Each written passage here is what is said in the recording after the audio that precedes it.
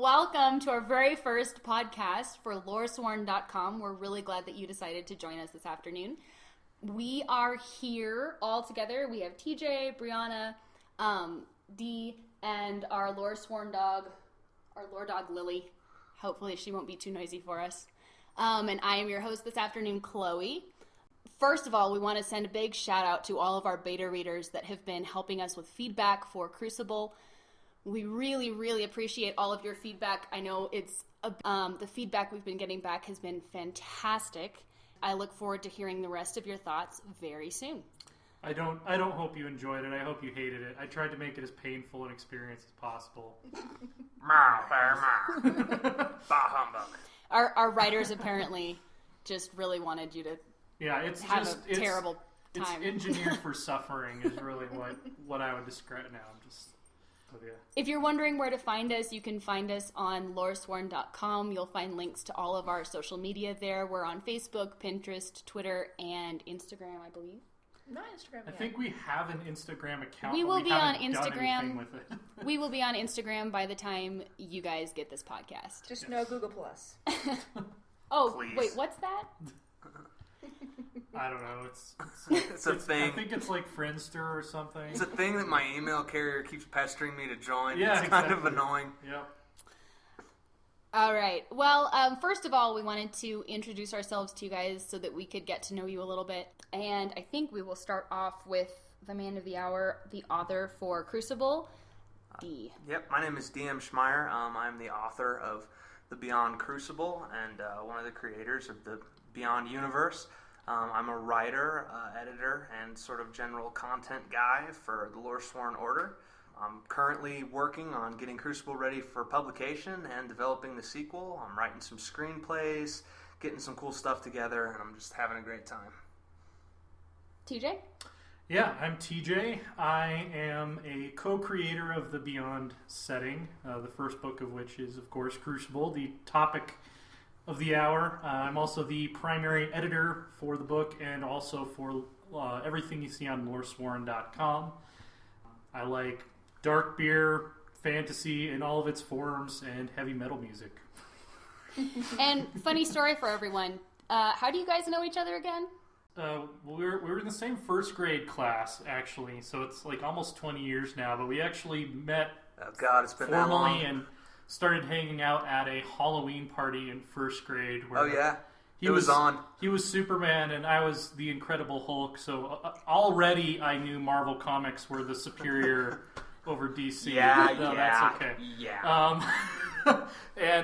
So we were both dressed as superheroes, and we ended up, like, going to my house, like, a couple days later and playing video games all day, So basically what you're telling me is your eyes locked across the crowded room at the Halloween party, and that was history. I think we sat like one desk away from each other, so it wasn't really across a crowded room It's the magic of foam muscles on on young children, Yeah, right? it was the big fake green I was foam like, muscles. hey, do you work out? I'm like, obviously. Look at Superman. I have a six-pack at 6 years old. It's on. Yeah.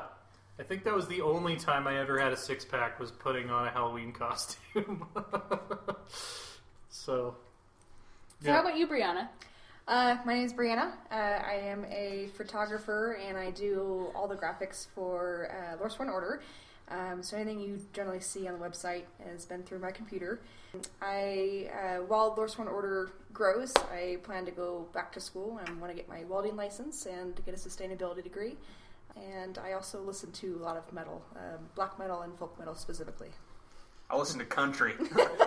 Blake Shelton, son. And Randy Travis. We just moved here from California, and that's one of the first things I remarked on.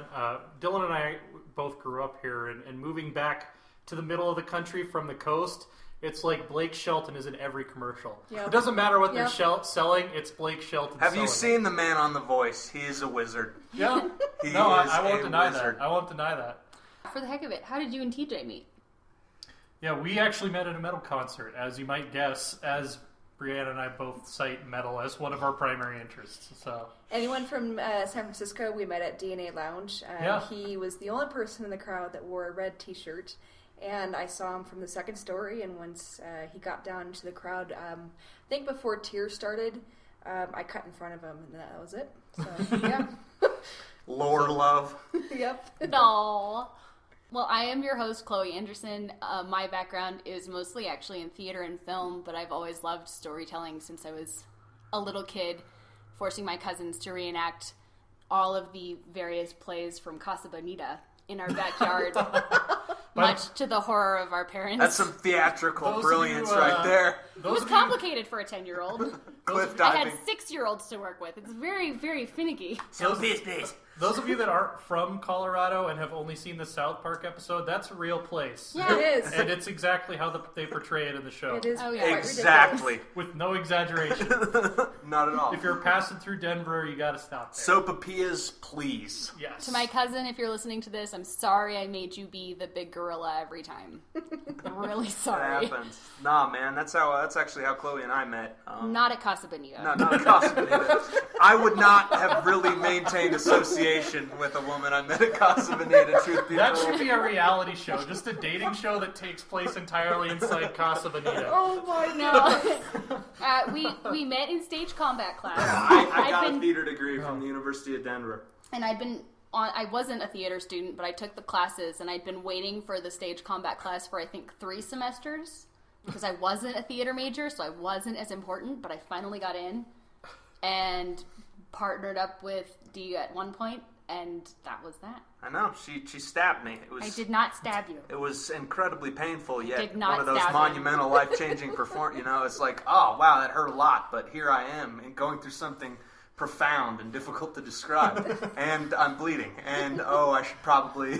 We serendipitously met at the library after that, and spent 45 minutes talking about books in the door of the library, and figured we should probably move to a I bet coffee people shop after getting that. in and out of the library really appreciated that. They I bet they did. I was smooth though in my day, right? Awkwardly standing around making small talk. I reduced that to an art form. It was pretty spectacular. Indeed. I guess that's everyone's That's got it. a nice educational background. we got degrees and So writing experience and And now, really, stuff. we just want to do this and create awesome content for you guys for the rest of our lives. So. I went to law school and became a fantasy author, so that should tell you everything you need to know about me. here's the thing, though, that one might ask. I know who you four are, but what is the Loresworn Order is something that one might ask. That is an excellent thing to ask. So let us tell one who has asked, what is the Loresworn Order? In the hypothetical situation in which this question is asked. If your name is actually one, I'm sorry your parents named you this, but this goes out to you. Yeah. Apparently, you're the loneliest number and ask obvious questions. Yeah. So the Loresworn Order is our little brainchild, and it is our way to do what we love, hopefully for the rest of our lives, and hopefully make a living at it. But basically, we love telling stories. We all have different mediums.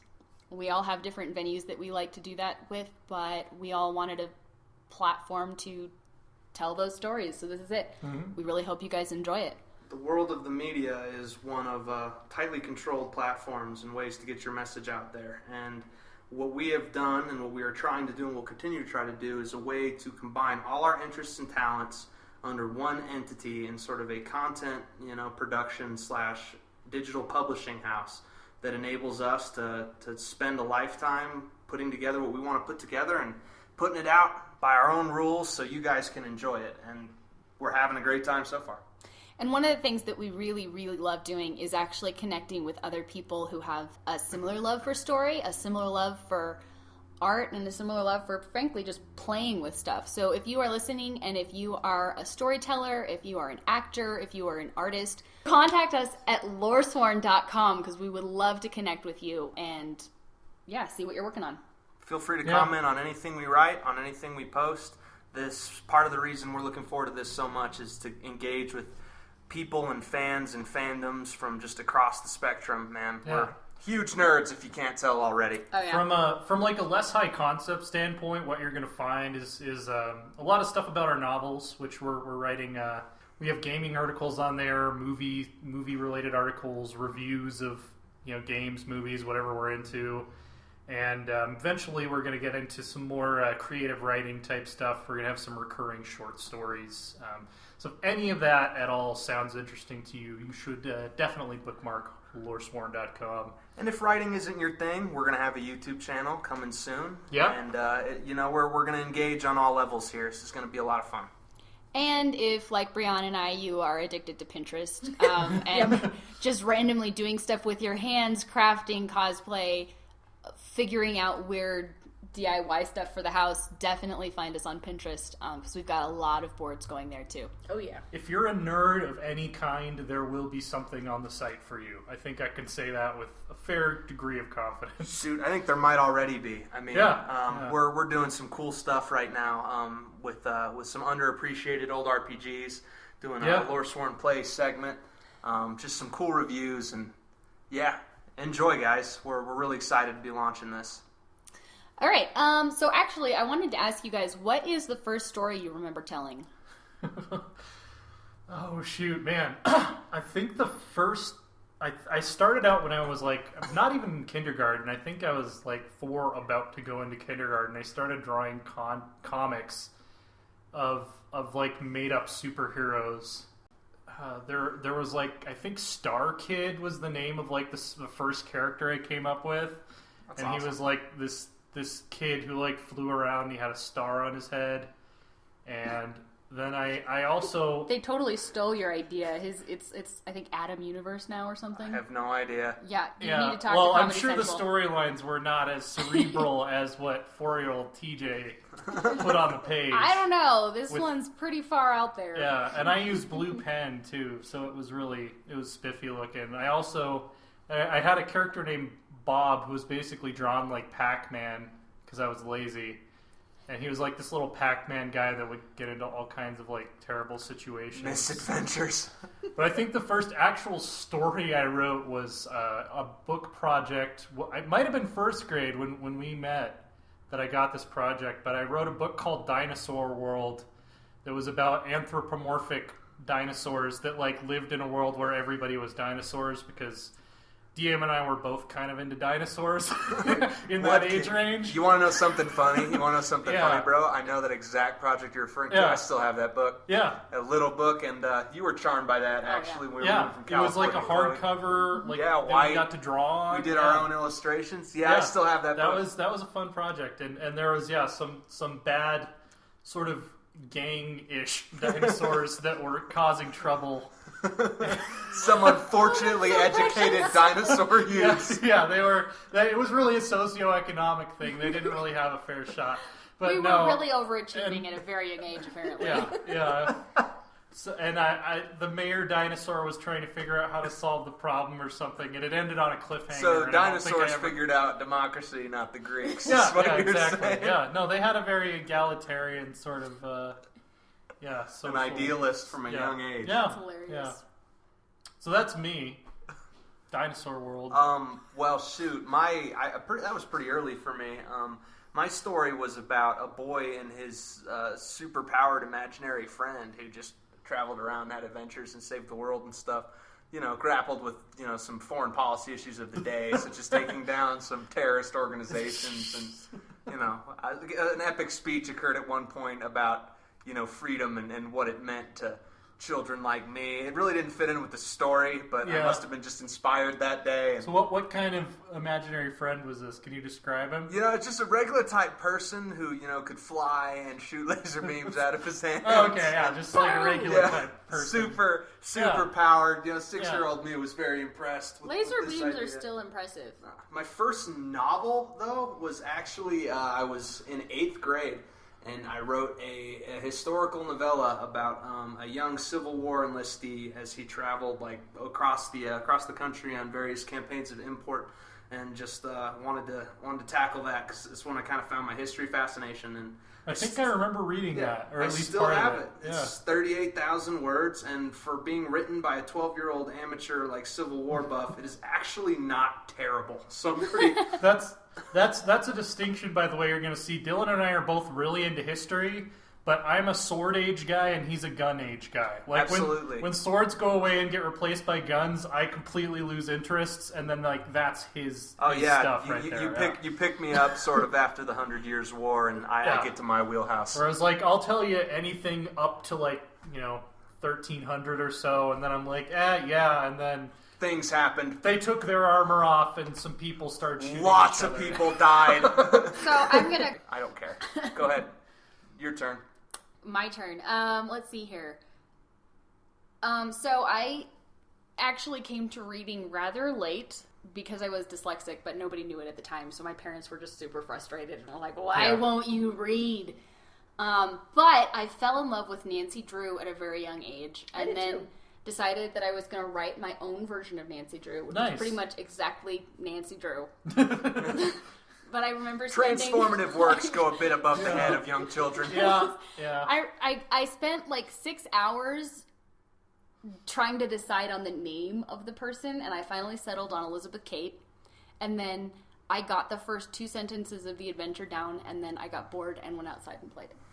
There we go. So yeah, that was my first writing experience. But I mean, other than that, I did have some fairly elaborate imagination games that we played in the backyard that I suppose were, like, now that I've been introduced to D&D and stuff like that, that was pretty much what we were doing. Absolutely. And we had one game that went from the time I was about 7 until the time I was 14. Wow. And we had the same characters. Yeah. And we were shape-shifting doctors in the Amazon. Nice. Who were, like, saving people from the evil... It's like witch Eli Roth doctors. meets Michael Bay. And we had magical powers, and there were, like, big reveals about, oh my gosh, we're not from this tribe. I was, like, I think I was from the dog tribe because my name was Fox, but then it turned out that I actually had a mother from the bird tribe. You know what you so realize? I could fly. Nice. And it was, You know what you realize when you go through little games like this, just the activities of the imagination of the youth of America. It's like, my God, it's a wonder we're not able to just pump out fiction authors like crazy, because some of the stuff children come up with is so elaborate and so creative. Well, and we're big into role-playing now, but Dylan and I did the same thing.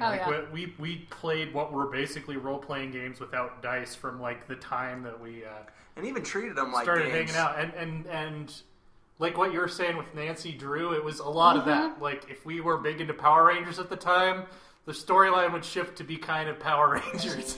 pretty much exactly. Yeah, and I actually had a that started out with Dylan and I, but I continued it like all the way through high school, even after I had moved away from Colorado.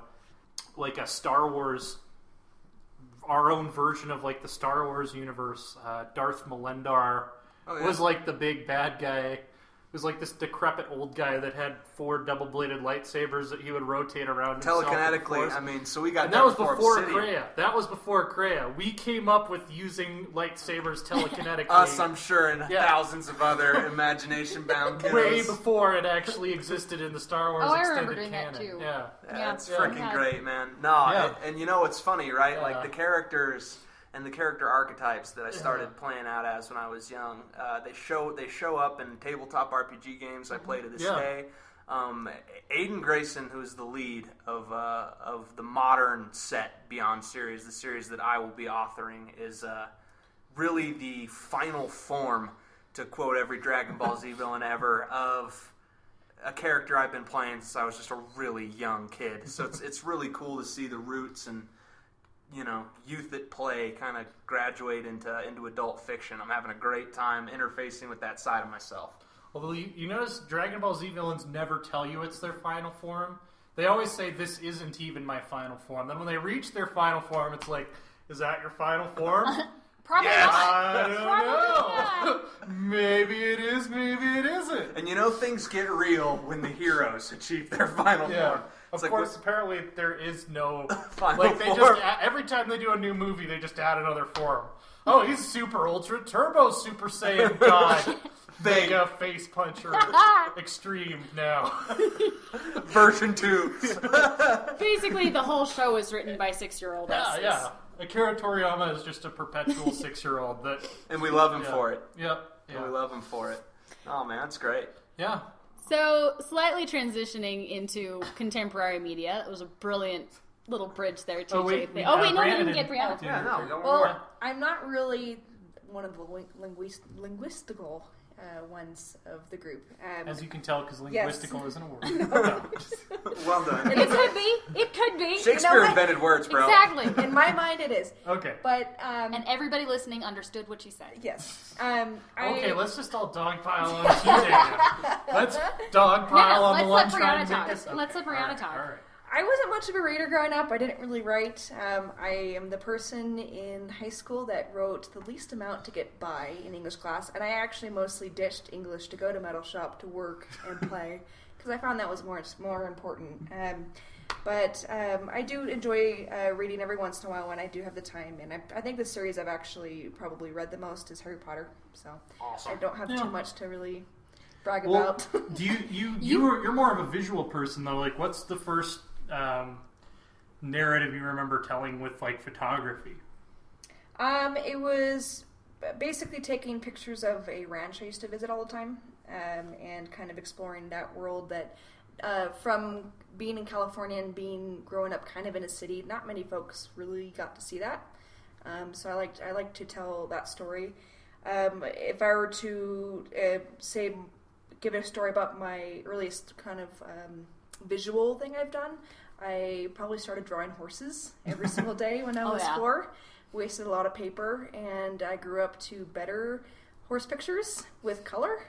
But I was always painting in my room, painting, and not really doing much else. Hey man, whatever your art is, your art is. Yeah. It takes all kinds. And I think visual art encapsulates stories in a way often that words can't. Yeah. I've definitely seen some amazing photography recently where you're just looking at it and you're like, oh, that is exactly how I feel. And I'm really happy that photography is starting to be accepted as an art form now, because you didn't used to be. And taking a lot of photography classes and discovering what else is out there really is, and even the documentary aspect of photography really is neat to watch kind of transform as it goes along. It's also good that we have one person that can do that Can really do well the in stuff the that group. none of us else Yeah, can. because DM and Chloe and I can write well, but our website would look very generic compared to how it does. Yeah, We did not have our image wizard. We just kind of got to give 80% of the credit to the fact that is a sexy website. Yeah. To her, man. Yeah. And Yeah. I mean, you. the stories that Lily, the lore spaniel, tells are usually with her eyes, and they just kind of communicate simple concepts like "drop the food, please." Or love me. Yes. Please love me. And Please you scratch look me. funny, and I wish to taste whatever part of you is closest to me. Yeah. Also occasionally, oh no, the trash truck is here. The horror. Hide your kids. Anyway. Hide your wife. The dump truck is coming. No! And Anyway. it is doing who knows what to everybody out Yeah. here. Yeah. So, She's just sitting here staring I was at me going to say, like you said speaking my of name. which, but anyway, before we get on to our main topic, what is everybody reading or watching right now? I have actually. I'm perpetually at some point in a reread of Game of Thrones. The whole series. I'm so sorry. I really depressing. enjoy it. I'm probably the biggest George R.R. Martin fan here. I have a ton of respect for the Yeah. guy. I just find him difficult to slog DM through. and Chloe both have criticisms for sure, and No, mostly I have criticisms of whoever was reading the audiobook that I was reading. yeah, the guy. And the whole story is told like He- this. he's and really you not know good. There's 15 different And it's people unfortunate because in the scene. It gets very confusing I- very early on, especially when apparently somebody died, like and it's not true, or if it matters. like I love the audiobooks for like Harry Potter's really well done. The Yes. Dresden Files with James Barsters is Are a standard. phenomenal. Are a standard. Like I've been through the whole entire Dresden Files like 6 times, and 5 of those were the audiobook. But yeah, the Game of Thrones audiobooks are just not that good, which is kind of a bummer because it's a really long series, and it would be nice to be able to listen to it while I'm doing something else Well, instead of. It's a disservice to Martin because honestly, Yeah. Martin's biggest roadblock is accessibility. I mean, indisputably a brilliant fiction it's- writer. He's Absolutely, he's this absolutely. kind of older, gravelly British guy reading the books, and he's great for like characters like Great John Umber and Davos Seaworth, but like when he has to do like a teenage boy or any female character, it just sounds like a pirate trying to do an impression of a woman, and it's kind of off-putting. You know who my favorite reader ever is? Yeah. It's Barbara Rosenblatt reading anything by Elizabeth Peters, because she's got this hilarious British accent. Yeah. And I think the first time Dee was in the car with me and I had her on, and I just turned it on, and she went to she has this voice for the husband character, and it's just like, "Well, Peabody, what are you doing?" It's amazing, and it's this British accent, and you're just like, ah. And yeah, this chick has the ability fantastic. to transition from masculine to feminine sounding very, very... I say, Emerson, whoa, Peabody, dash it all. She's much better at transitioning from masculine to feminine than Chloe is. It's true. Yeah. That is an approximate impersonation. Everybody go listen to something that Barbara Rosenblatt reads. It's amazing. You will feel better for it. Is that what you're reading right now? No, actually, I am currently reading Outlander, which is amazing. Outlander. Yes. First That's a time I'm Marley reading reference it. for It's anyone got it. beautifully written.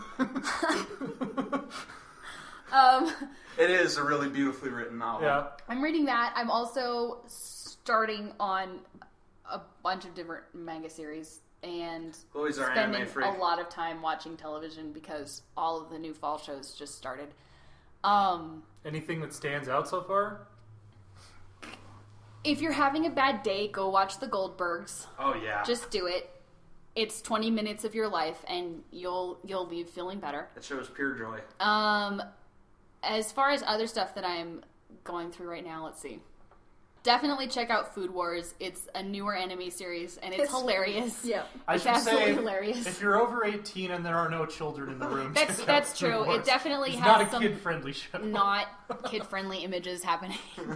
But it's hilarious, and also I think one of the things that I'd like to do as soon as we get into our actual lore house is cook through Food Wars, because some of those recipes that they go into look amazing. Well, and you know what? And not just because the animation makes it look amazing. There's just something to be said, too, for genre-savvy, genre-aware productions. And, Exactly. and Food Wars is amazing because it pervades literally every scene of this anime, that it knows exactly what it is and is choosing to mock itself rather relentlessly. heavily. And I think that is glorious. I love that in anything I'm watching. That kind of self-parodying is just fantastic. Brianna, you've been watching mostly our road trip video that you're editing, correct? Yes.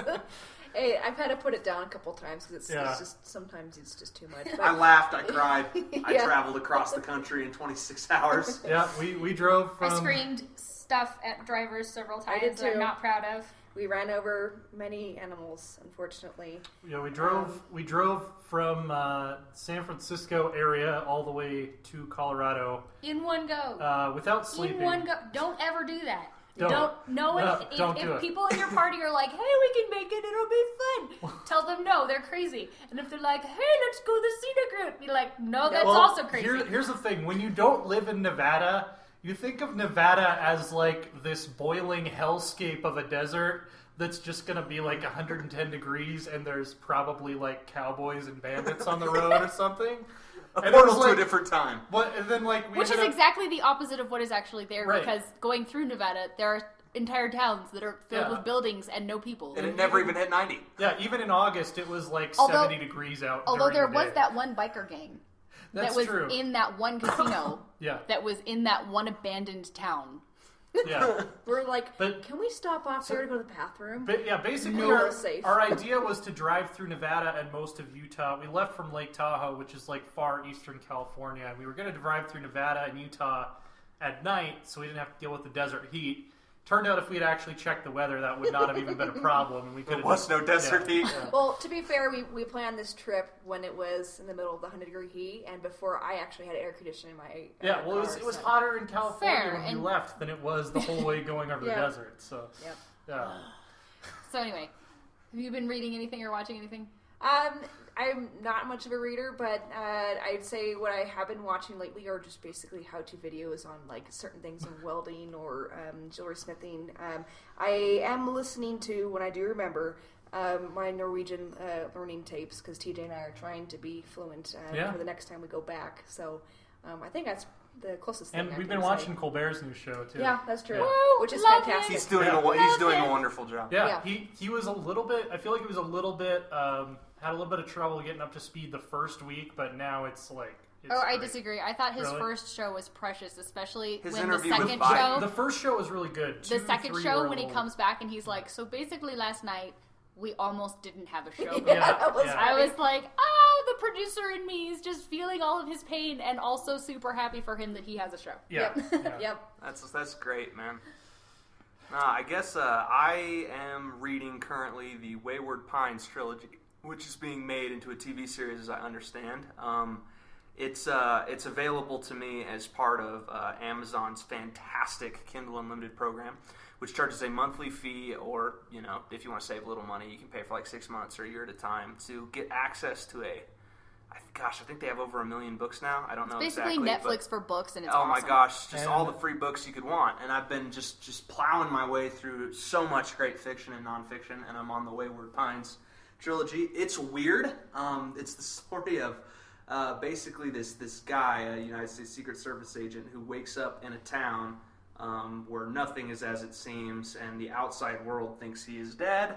And it gets weird quick, but I'm really enjoying it. It's well written. I like that. I like I'm not that gonna sort lie, of like. that sounds like Yeah. the beginning of The Village. It's not even close. No, that's one of my favorite sort of subgenres of like modern supernatural fiction, is where it's not like something outright supernatural is going on. It's just weird, like almost like Twin Peaks. Like there's just something not And right going I will on. say Yeah. this, just to give it a brief critique. The critique I would give is it started really slow. I can't lie, the first 60 pages I was actually bored out of my mind and almost quit. But then it hit hard and it hit fast, and I'm in, man. It's a trilogy of books, and I'm in it to the end. Nice. It's great. As far as TV goes, we've been catching up on Fear the Walking Dead is one we've been watching through, which I actually think it hasn't quite hit the highs of The Walking Dead, the show. Like it's the No, best. but so far it's actually Man, better than I've- the current season of Yes, Walking and Dead. it has so- so much potential. Like this series could go places that The Walking Dead, the actual show The Walking Dead, I don't think can. It feels a lot more like Telltale's game. The Walking Dead, it deals with a lot more relationships, sociology.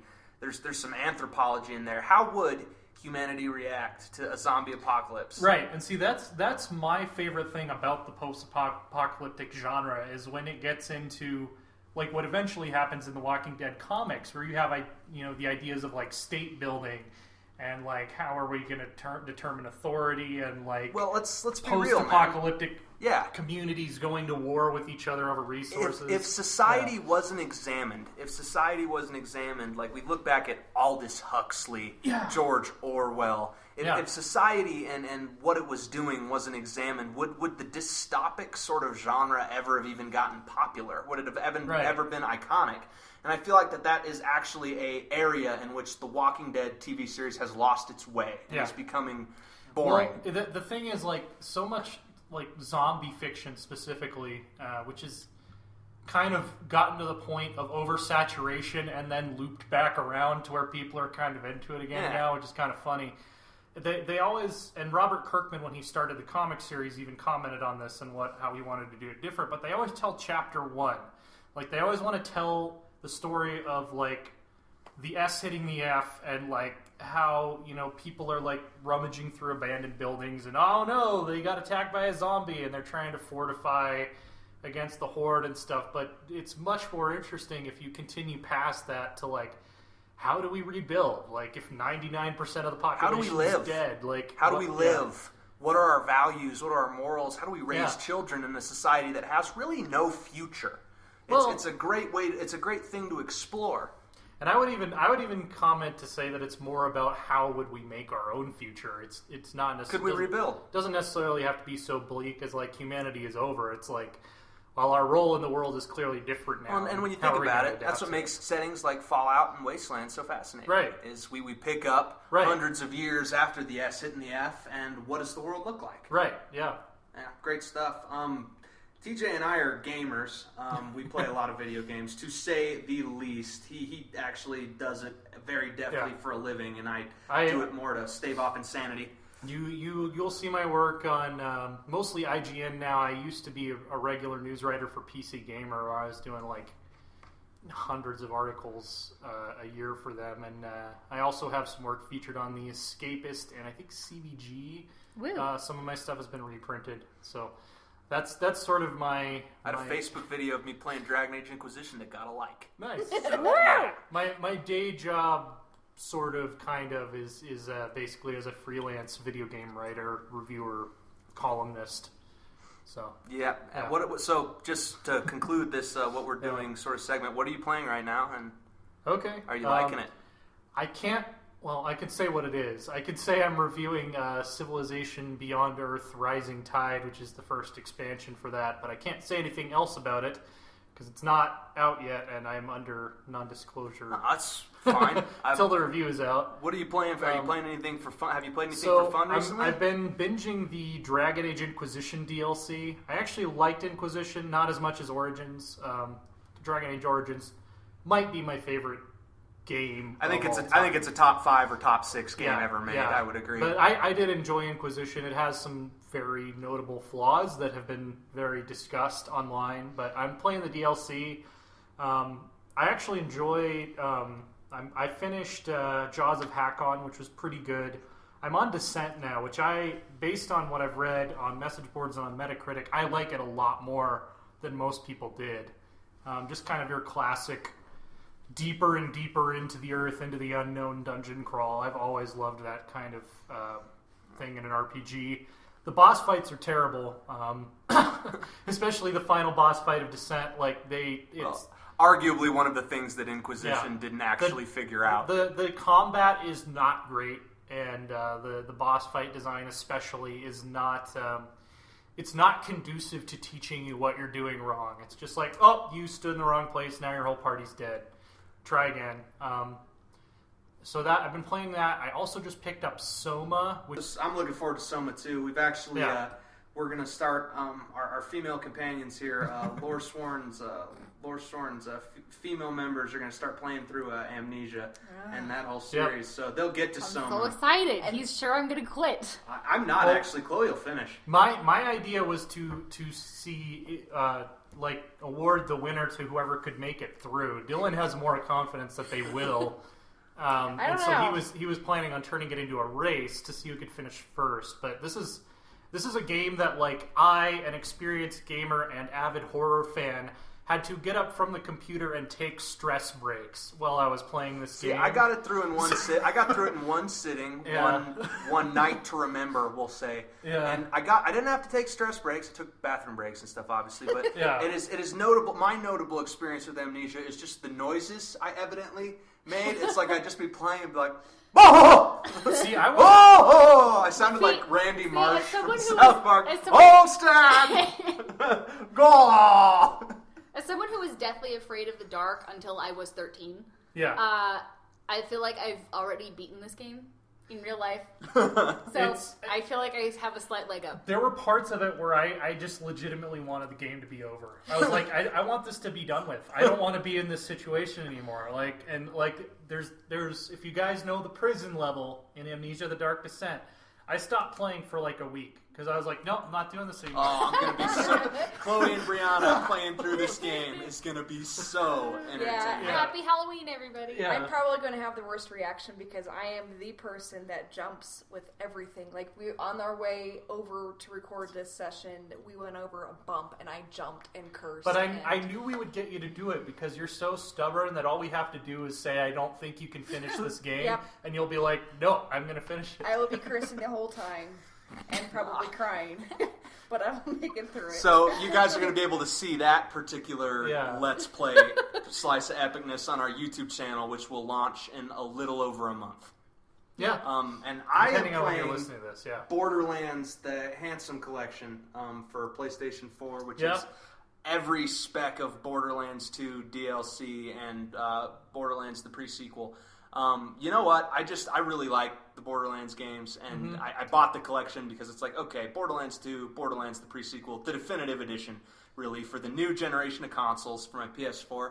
I love that game. I'm replaying it. I'm playing as one of the DLC characters for the first time, Krieg, the Psycho. Nice. So he looks cool. I've never played him. I never had either until this time. I'm actually having a lot of fun with the guy. He's a melee-centric character, which, I mean, I played a Vanguard and Mass Effect people. Like, any time I can ditch the run and gun for some up-close and personal beat the crap out of folks, that is how I play shooters. That's a huge difference in play style for Dylan and I. He was the Vanguard and all the way through the Mass Effect trilogy, just, like, charging into people's faces and messing them up, and I was the guy that, like, took the carbine and would be like, all right, what's the very, like, most maximum range I can engage this that enemy makes at. so much more sense to me. And just Why plant would you get in their face constantly. when you could just sit somewhere and be like, well, I played boom, I played Mass Effect like a real world soldier, and Dylan played it like a superhero. And a Vanguard is very much a superhero. Yeah. A high level, when you look at a high level Vanguard, it's a powerful biotic with special forces training. That's basically a superhero. No, that's just how that's how I handle problems and in real life. Wait. I think you might want to rephrase that. Nah, that's how I handle things, man. It's direct. I like to get up close and personal, and sometimes it's a little aggressive, and that gets me in trouble. But I get a lot of, and no one on my team here can contest this fact. I get a lot of stuff done. So I will also, for legal reasons, say he has never punched anybody in the face. That didn't deserve it. That's cool. Well, you were a professional boxer for a little while. Not quite. I never quite got to the pro level, but well, I was a boxer and a martial artist for most of high school, most of college. I trained in a professional environment with a lot of pros, including some world-class guys. So learned how to take care of myself. I mean, I was by far the wimpiest dude in the gym, though. So you probably in actuality, punched more people in the face than I have here. Actually, if you want to talk about have like I ever in terms punched anybody? I've slapped somebody. Yeah, she has. I've slapped I think 2 people. You know, I won't say the name, but one of the 3 great mysteries of my life is my I think it was my sophomore year of high school. A girl in my class who I've never talked to walked right up to me in the hallway and slapped me in the face and walked away. I still to this day do not know why. I have punched hundreds of men in anger. It's just all been in a ring in a cage. A ringer in a cage. Yeah. Man. No, it was and oftentimes, I mean, there were times where I would get the better of that, and then there were times where I would be in the ring with, let's just say, some very competent professionals, including some world-ranked professionals, and then they would proceed to punch me back repeatedly, over and over and over again, and I was very distressed. And how this is relevant to the Beyond, I think, is that when you read the fight scenes in Crucible and in, you know, some of the future novels that I've read parts of that are top secret, you could tell it's written by a fighter. And I think that's one of the strengths, definitely, of your writing with Aidan, and even with some of the other characters who hit Aidan in the face. It's very vivid. You write fight scenes like someone who's actually been in a fight, which I think is something not all fantasy authors can really do. You know what I say all the time about like authors and stuff is one of the things that I just would like to see more of, and that I've embraced in my own writing, is humans are pretty fragile. Like when I take a punch in the face from a world class, you know, maimer of men, it stings quite a bit, and things happen to your legs, and things happen to your facial structure that are just not pleasant. They're not to be desired. So when I see a fantasy hero just get thrown around like a rag doll by forces of nature beyond his understanding, and get up and sort of dust himself off like a pro wrestler, I kind of get like, it's jarring. And it's something that I hope to fix in my own fight scenes. That's how I feel every time I watch Assassin's Creed games. I'm just watching it like, really? You've just been running around parkouring for like 7 hours straight, and you're not even just jumped off of the Bastille into a hay bale, and you're fine. That? Shouldn't there be an HP and bar for that? And now you're going to fight like 8 soldiers with a dagger and an epee. Like, congratulations on drawing the short stick. Although the animations in that game do make it, if you play perfectly, they do make it look sort of believable that you're not really getting hit and you're blocking every attack. But that's if you play perfectly. If you're like most people, you're getting hit with swords multiple times in ways that would, if not kill, at least seriously. And then there's me, who just ends up looking at the ground half the time, being like, "Where do I go, Dylan? What? How? Ugh!" There's something about the control stick learning curve. People who didn't grow up with it always end up looking at the ground. I don't know what it is. Or at the sky. Yeah. I spend a lot of time looking up at the sky too. Like you'll push your view to like the extreme up or down, and then just be running around that way. I've noticed that phenomenon with a lot of people. It's very frustrating. Who It don't, is. It's don't very play console frustrating. games a lot. Yeah. Oh man, shoot! It's funny. Playing with Chloe. Her first gaming experience was Heavy Rain, and she didn't make it much further than not being able to make. So I tried very, very hard. So the opening sequence is like him with his happy family, and then if you haven't played it, and then like he loses his wife, he loses his kid, and you're like trying to take care of the one surviving child, and you have like 3 objectives in the scene. You're supposed to get the kid pizza, just like getting it out of the fridge. You're supposed to help him with his homework, and you're supposed to put him to bed, right? Like like a 16-year-old babysitter could do that. This is not complicated. Yeah, and stuff. do for $5 an hour. So Dee goes out to go get food from Trader Joe's, and he's like, just go ahead and do this. This will be a great, like, you'll learn how to do the game, and you'll be fine.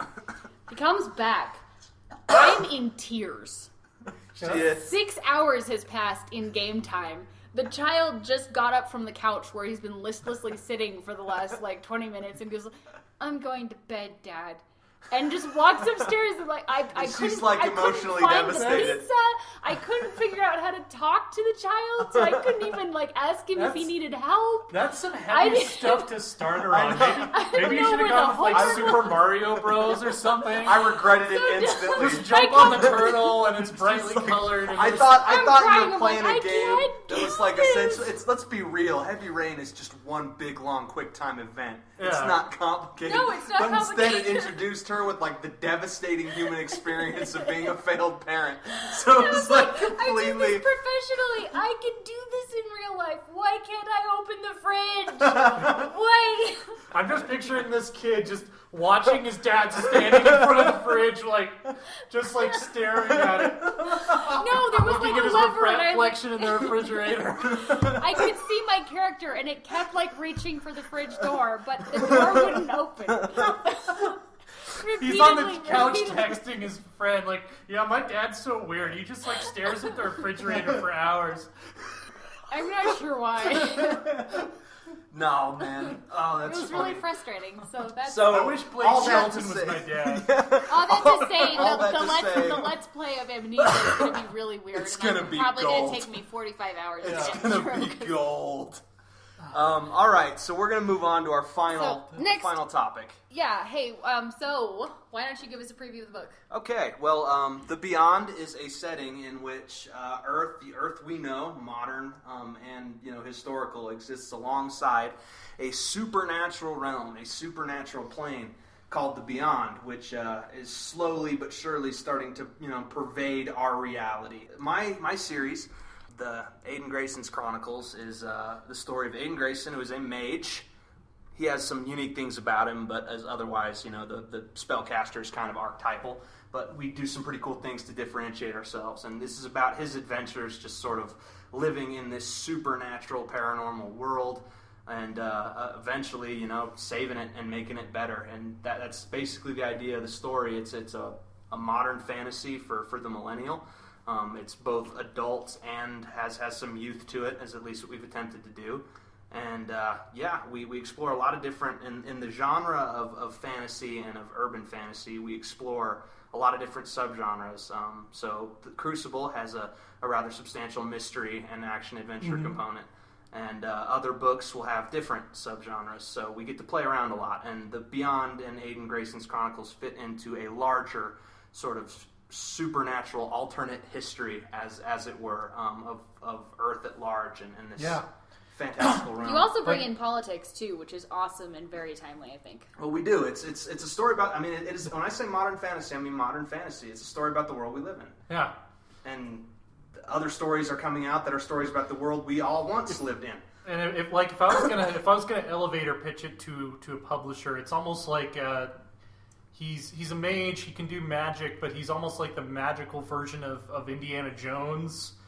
Really, a lot of 70s and 80s Harrison Ford characters. Yeah. There's a little bit of Han Solo in there, and also some undertones of Tony Stark's ego without Tony Stark's money. Like, Yeah, there's broke that. ass Tony Stark. Like, if he didn't actually have like the fortune to back it up, he's just really full of himself. That's kind of the character. Yeah. Yeah. It's But yeah, he's a magical treasure hunter with student loan debt. Like, that's yeah, basically. And one of the more pressing problems in his life is actually how he gets out from under that. And, you know, it's about a guy who, like many indebted millennials, is down on his luck, is looking for a way to pay his bills that are, for someone, a member of his generation, are higher than they've ever been in history. And he's kind of on the outs with the magical community. He used to be kind of a mage cop, but he turned away from that for various reasons. Reasons you'll find out. Yeah, It gets yeah. pretty intense. And he's down on his luck and kind of a social outcast in both worlds. And a job opportunity opens up for a man of his talents, serving and securing a politician by the name of Victor Walterson, and who ends up there is much more than meets the eye with Victor. And next thing you know, this jaded, sarcastic, witty millennial mage gets thrown into a rather epic situation. Yeah. And, you know... A situation, I should say, that originally played out in a tabletop RPG. Indeed, in 2000. That we ran, like 6-7 years ago. Indeed, man. Fate. And, it's changed a lot since then, because obviously the story structure I created as a GM running the game didn't mesh perfect. Let's say it didn't mesh perfectly with being turned into a novel, so we've changed a lot. My first draft of Crucible was actually a rather faithful novelization of that first plot, and I'm just going to be real, it didn't work. So we went back to the drawing board. 6-7 rewrites later, the story is, I would say, substantially different, but the kernels are there, and the characters are there, and we've developed a unique setting, all our own, like apart from some of the stuff we borrowed and some of the stuff we were using when playing Fate, and have constructed a rather large narrative that we will both be writing books. It's if you're familiar with similar settings, it has definitely that World of Darkness, supernatural sort of vibe of like there are mystical creatures that are like living hidden in the normal mortal world where most people don't know all this stuff's going on. But our vision of the Beyond is very much like a place you can go to and have adventures. It's not really like a sideshow. Yep, it's another world. It's another world with its own politics and social classes and wars going on. So it's a world where physics is substantially different and where the magic of it is bleeding over into our world through our mages. It's almost like a whole second setting with its own parallel story arc. And we actually are extending not only forward but backward. I'm actually going to be writing several novels in the same setting but set in different historical periods, focused around characters who, legendarily or mythically have supernatural associations. The first one's going to be kind of my take on the King Arthur myth. Merlin is kind of the central character of the first book, at least, and all this magical semi-urban fantasy going on in post-Roman Britain that's going to be coming out next year, and we're going to kind of alternate between the Aidan books and the historical books. So one series is modern fantasy, The Adventures of Aidan Greyson, and the other series is going to be in trilogies and two-parters, just slices of history of this world, and the supernatural element just invading these classic tales and real-life historical figures that have been sort of shaded and surrounded by a lot of myth, legend, sort of supernatural what-ifness for all of recorded history since they kind of came around. And we're experimenting with this duality, this sort of dual timeline narrative in a way that I frankly haven't seen done in fantasy or modern fantasy, and I've read quite widely in the genre. So we're hoping you'll find something to enjoy. So you'll get the modern side of it, but then you'll also get to see the history being fleshed out as we go along as well. So, that's the Beyond series, and we're having a ton of fun working on it. Yeah. So what has the world-building collaboration been like for you guys? So it started out with Dylan kind of had the initial kernel of the idea for the setting, and he had an idea of the kind of the embryo, sort of the character he wanted to play. And I generally, when we do RPG stuff, I'm the game master or the one running the game, and he plays a player character. As it went along, we each added setting elements here and there. We each added characters here and there. Eventually, we got to a point where Dylan was running a story for a character I created, who you will meet much later in the series. I mean, we've had so much experience collaborating. Yeah. You know, man, in 3 months will be our 20th anniversary of doing crap like this. Yeah. So we're experienced in that sort of rapport and that sort of ability to just, I don't know, we finish each other's sentences sometimes, and when we get on a roll, it can get, I mean, the stuff TJ and I can finish and come up with in 4 or 5 hours, not to toot my own horn or to, you know, it gets pretty impressive. I'll just say it. It's very good. They both are very knowledgeable, and they're total story Very nerds. good. So Chloe it ends Anderson. up working. What's going on the book jacket? You can put laurels around that and Yeah, quote me. exactly, yeah. You put laurels around anything, it looks official. Woo! It's a Yeah. book. Yeah. No, man. Yeah. So what we were able to do is, you know, once I came up with, we'll call it the embryo. I came up with the basic rules of the setting, the basic concepts, the sort of basic conflicts that are going on, and then we just played off of each other for months while we were playing these games with each other and coming up with these characters.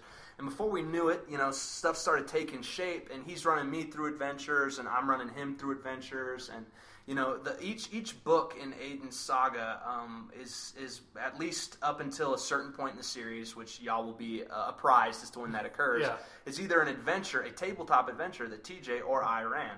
And we just worked together over a long period of time, and whenever we would see problems, because both of us are seasoned fiction connoisseurs, we would just get together and able to, you know, our experience and our friendship enabled us to just be like, you know what, this isn't working.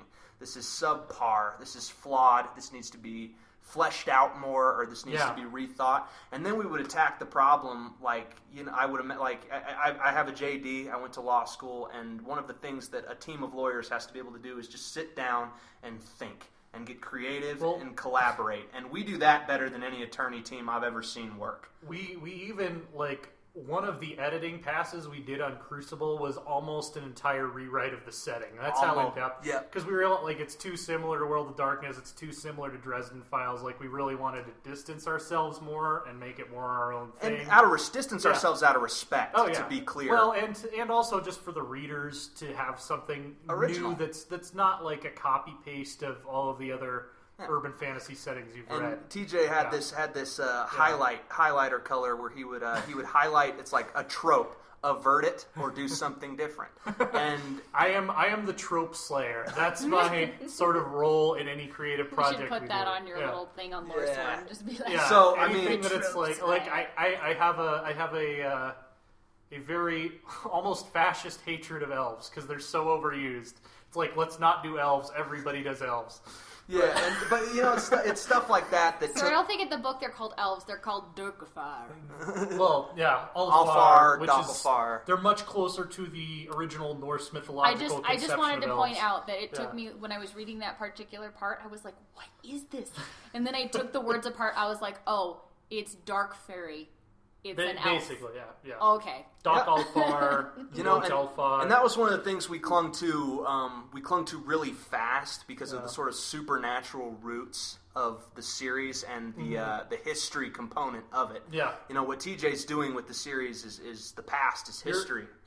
You're gonna see a very different world in the historical Beyond novels where folklore is much more a part of the world that people interact with. Because we found very early on we had to explain it. It's like, we live in a supernatural world where myth is real, legend has basis in truth, and beings that wield fantastical powers are hiding among us. What does that mean for folklore? And what does that mean for the myths of all of our world cultures? Well, it means that a lot more is true than is true in real life. And we have an explanation, too, for why people stopped believing in fairy tales, basically, which is around the time of the Enlightenment, the organization that Aidan Greyson actually used to work for in the series was like, we're going to bring the hammer down. Earth is going to be for humans, and we're not going to, say. break But, any... one of the things that we really tried to do, too, is Crucible tells a political story, because Aidan is working for a politician, and that is a situation that we view as a shade of, a big gray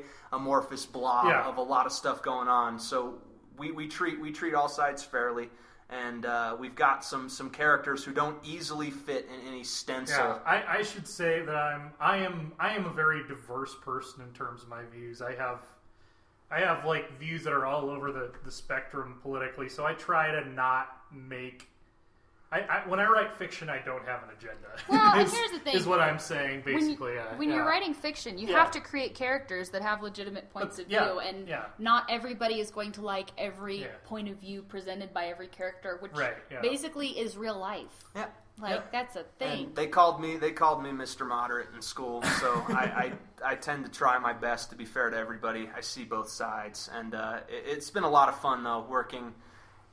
Being moderate and being around people of diverse views is actually a key part to collaboration if you cannot be afraid. It's really been, just the opinions of our beta readers so far, the opinion of my chief editor and sort of collaborator over there, TJ. We've managed to take a book that was decent in my first couple of drafts, and we've turned it into something that I'm actually really proud of. So we're really looking forward to releasing that over the next couple of months, and any questions you guys have, feel free to write in, and we'll answer them in the next podcast.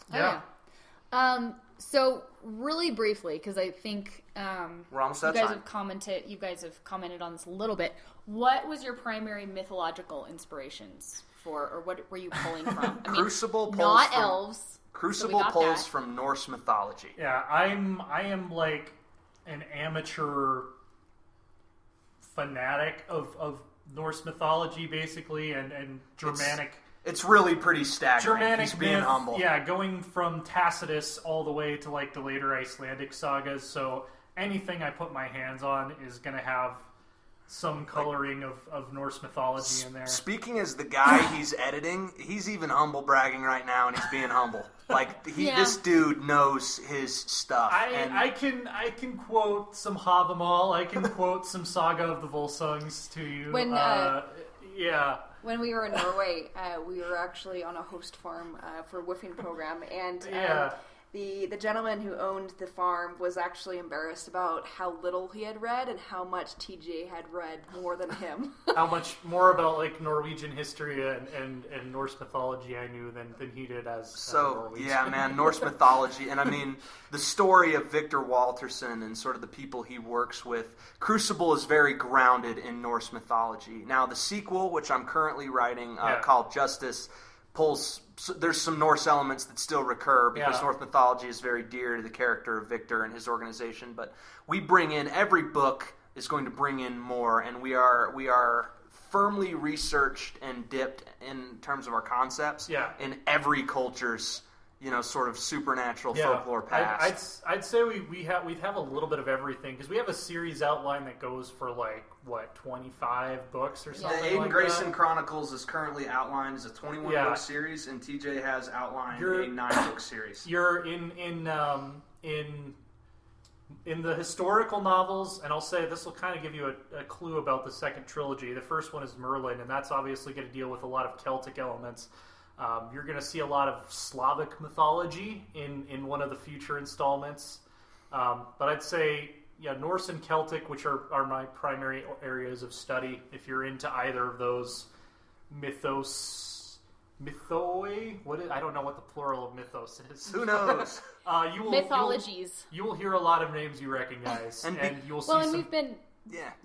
We've been working on the TV pilots as well. And we're writing a TV pilot. We've been playing around with ideas from South America, ideas from Japan. But when you have a supernatural world that is where mythology becomes truth, which is really kind of the key concept of any supernatural world that takes place on our Earth, you have to address every culture's mythos and realize that in the world that you've created, by the rules that you have agreed to create it in, most of this is now true. Whereas the world we live in now, 99% of it isn't or is metaphor. So in our world, though, it reverses. 99% of it is rather literally true. So why? And how did that get distorted over stories over the generations? And how did we forget? How did these creatures hide themselves? And this has meant a lot of reading for us and a lot of work for us, but we've had to address, dozens of different belief systems. And a big point I want to make, and this will be kind of my big tantalizing hint for this podcast. We didn't want to do everything really obvious. We didn't want to do everything as it was written in mythology, or even how it's been done in previous fantasy series. So we took a lot of mythological creatures and tried to put a really different spin on them. So I can say, like, our series has vampires. You've never, ever seen vampires like the way that we're doing them. Totally Our unique. vampires are... I'm proud of. I was hesitant. My thing with elves, I'm kind of the same way about vampires. I was really hesitant about adding vampires, but we came up with something where I was like, okay, yeah, we need to have vampires. Yeah, it was about a 2-week-long brainstorming session, but what we came up with is... You guys are going to like it. Yeah, you will. So, they're very scary. Speaking of long brainstorming sessions, let's wrap this section up with some 30-second advice to aspiring writers. Ready, D, go. Do it. I mean, I have a hard time being, too authoritarian about this because I'm just, publishing my first novel, and this is really only the third novel I've written. But what made me a writer and what makes me an author is that I wrote a book. And I am firmly convinced that there are hundreds of thousands of you out there with amazing imaginations, great ideas, books that have yet to be written, that have yet to be birthed from your brains, and just sit down, find the time, even if it's for 20 minutes a day. I do an hour a day, and do it. I am a writer, I am an author because I wrote a book. And that is my advice to other writers who want to be authors. So, get yourself a Safeway Club card. Figure out what foods you can eat a lot of that don't cost a lot of money, that you can eat over and over again every day. And don't live in San Francisco. It's way too expensive. No. That got real. But really, don't live in San Francisco. It's too expensive. Yeah, as the trope slayer, I have to say, whatever you do, make it your own. If you have a crazy idea that goes beyond the sort of overarching meta state of the medium, go for it. Even if it sounds weird and unmarketable, if it's different and it's your idea and you like it, do it. Don't just go for the low-hanging fruit and try to do your version of what everyone else is doing or whatever's hot. All the, I'll say, bad vampire stuff that came out after Twilight got huge.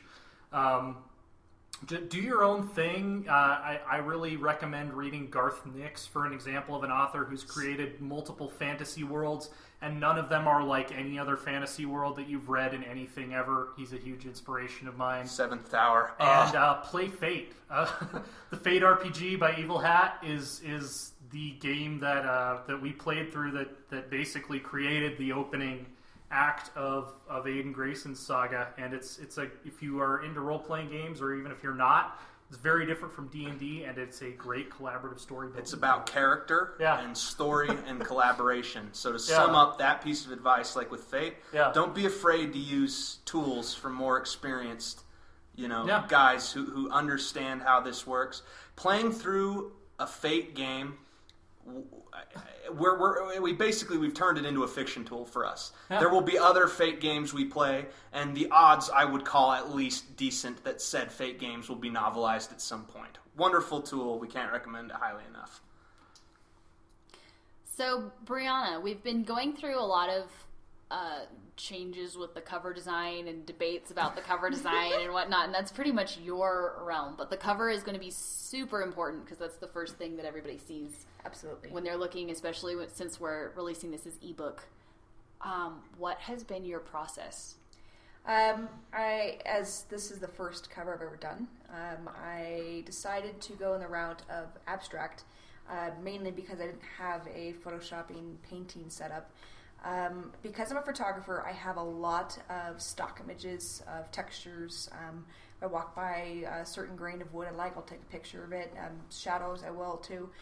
And I experiment a lot with creating a whole bunch of collages with a bunch of stock photos I have, changing up layers, putting colors on top of them. And my vision for the covers were to be more abstract, and to keep in mind the fact that we're going to have multiple books behind that. So if we go one route, it has to be able to blend with the rest of the covers.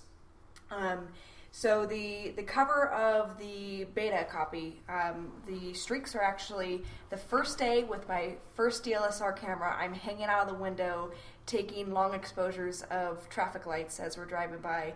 And I put that all together with a bunch of textures of slate and concrete. That's pretty much how I got to that point of that cover. And that is not going to be the actual cover of Crucible. We have another one coming up, but when I'm presenting the covers as possibilities to the group, something I try to keep in mind is have a wide variety of things you can show the group to kind of pick from and kind of figure out the direction that everyone kind of wants to go. Because if you focus on one type of cover and it's not necessarily what everyone wants, you have to start all over again. So I find it very beneficial to kind of have a wide variety to kind of start to narrow down to what you want. And once we get the direction going, that's when you really can spend the time to start playing with what you're trying to do and kind of make something that the reader can kind of look at and create their own vision of the story in their mind based on the kind of abstract cover that we're trying to create. Yeah. What concept were you going through for the current abstract that you had? Like what? I definitely wanted to have a grunge direction, and I wanted to kind of create some sort of a mythical vision, like kind of a dreamlike state. Excuse me. So I kind of played with that from that concept, and spent a lot of time turning on and off layers and changing up the format of that. Dylan, what caught you about this particular design? Because I know we had voted on a number, like we talked about a bunch of different ones. There were like 6 different covers that we looked at. This one, though, really caught you. You can see what you want. It's indistinct, it's vague, but it's sharp, and it can be a million different things. You can see a woman, you can see a ton of different shapes, you can see really anything you want to see. And one of the themes of the Beyond world is just shades of gray and, point of views and takes on history maybe not being what they're advertised to be. So I dug the symbolism, and I like abstract for covers. So there's a healthy component of it's just my taste. Yeah. To wrap up, we're out of time today, and this has been the first edition of the Loresworn podcast. We're going to be doing these once or twice a month going forward, and they're going to be really similar to what you encountered this time. Yep. Just discussion about our work, discussion about fiction, discussion about games and other people's fiction, and so hopefully some pretty intelligent conversations and discussions about art in general. History will be a component. If you really fan service. If you liked what you heard, definitely check us out at loresworn.com. Subscribe. If you haven't gotten a beta copy yet, we still have that available, but that will be October. That will be going away sometime around Halloween. So if you were intrigued by the stuff that you saw today, definitely go sign up. You'll get an email within 24 hours with a little bit of information about the beta program, and then 48 hours from your sign up, you will have a copy of the full beta book Crucible in your inbox. So our most recent draft. It's long. It's a big, good sized fantasy novel. It's good long. Yeah, good long. I'm saying you're getting good value, not that it's going to take you forever to finish. And again, we will reiterate: a beta copy is both for your entertainment and for our benefit, and is essentially it's not the final draft of Crucible, but it is a sort of, we'll call it a penultimate draft of Crucible, and your beta copy is free, and that is only available for another month, and then you're paying for it if you want to get it. We want to know what you think. Yeah, we really do. We really want to know. And joining the Vanguard program will never be as easy to sign up as it is now. Right now, we're pretty much taking everybody. There's no limit on the number of people who can sign up, and it'll make you eligible to get free advanced copies of future stuff we do. We're going to have super secret newsletters that are just for Vanguards. You'll get lots of privileges and stuff related to the site. And get in now before Loresworn takes off, because it'll never be easier. Also, if you guys happen to be wondering what you're doing the night before Halloween, definitely come join us at Dungeons and Drafts in Fort Collins. We're going to be doing a launch party, celebrating the launch of the company, celebrating us getting here in Colorado. The debuts of our YouTube channel. The debut of our YouTube channel. We'll be having a lot of prizes. There will be some drinks on us if you're part of the Vanguard. And it should be a really, really fun night. So definitely come. We'll be at Dungeons and Drafts in Fort Collins from about 8 until a little after midnight. We'd love to see you. Yep. All right. Thanks so much, guys. Thank you. Later. See you guys.